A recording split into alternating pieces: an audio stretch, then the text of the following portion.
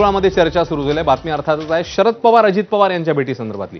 कारण संध्याकाळी 5 वाजता वायबी चव्हाण सेंटरमध्ये पवार काका पुतण्यांची भेट झाल्याची बातमी आता समोर आलेली आहे। अजित पवार गेले होते वायबी चव्हाण सेंटरमध्ये शरद पवारांची भेट घेण्यासाठी आणि ही भेट झाल्याचं समोर येते। तर माळेगाव साखर कारखान्यासंदर्भात चर्चा झाल्याची भेटीमध्ये शक्यता वर्तवण्यात येते। मात्र पुन्हा एकदा काका पुतणे भेटल्यामुळे राजकीय वर्तुळामध्ये चर्चांना उधाण आलंय। याआधी देखील अनेकदा विविध बैठकांच्या निमित्ताने या दोघांमध्ये भेटी झालेल्या होत्या आणि आता पुन्हा एकदा आज ही भेट होती आणि त्या भेटीचं आता नेमकं कारण काय याबद्दल चर्चा सुरू झालेली असताना सध्याची माहिती आहे की माळेगाव साखर कारखान्यासंदर्भात या दोघांमध्ये ही भेट झाली। जवळपास तासभर या दोघांमध्ये चर्चा झाली असंही कळतंय। त्यामुळे फक्त माळेगाव साखर कारखान्यासंदर्भातच ही भेट होती का आणखी काही मुद्दे यामध्ये होते अशी ही चर्चा आता पुन्हा समोर येते।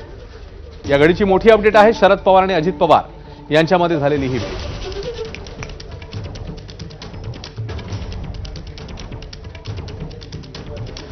आणि या सगळ्या संदर्भात शरद पवारांच्या राष्ट्रवादीचे नेते शशिकांत शिंदे आपल्यासोबत आहेत। शशिकांत शिंदेजी, उद्या दसरा आहे, या पार्श्वभूमीवर हे दोघं भेटलेले आहेत। काही राजकीय सीमोल्लंघन वगैरे करण्याचा विचार आहे?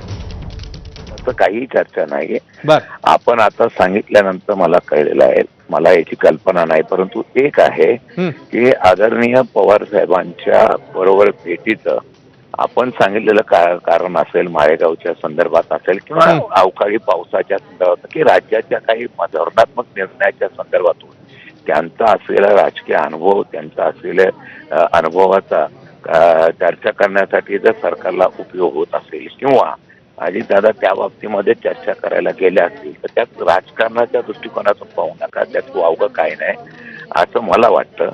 आता यामध्ये कुठल्या बाबतीमध्ये चर्चा झाली याची काही कल्पना नसल्यामुळे आपण याच्यावर सांगणं योग्य ठरणार नाही।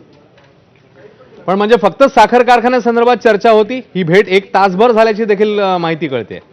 नाही, साखर कारखान्याच्या बाबतीमधले भेट होती का अवकाळी पावसाळ्याच्या बाबतीमध्ये आलेल्या संकटाबद्दल ती माहिती त्या साहेबांच्याकडे असलेला आणि लातूर भूकंपापासून असलेले अनुभव लक्षात घेतात त्याच्याबद्दल त्याच्यावरती माहिती नाही। पण एक गोष्ट मी सकाळी बघितलेली आहे की शेतकऱ्यांच्या असलेल्या प्रतिटन 15 रुपये कपातीच्या बाबतीमध्ये हा नाराजीचा सूर प्रचंड उभा राहिलेला आहे। सरकार जे शेतकरी अडचणीत आहेत त्यांच्याकडून वसुली करतोय अशा प्रकारची भूमिका घेत असेल तर ते योग्य नाही।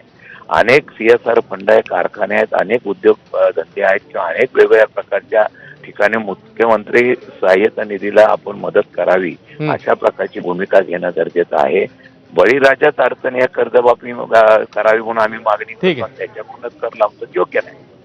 धन्यवाद शशिकांत शिंदेजी, सविस्तरपणे आमच्याशी बोललात त्याच्याबद्दल।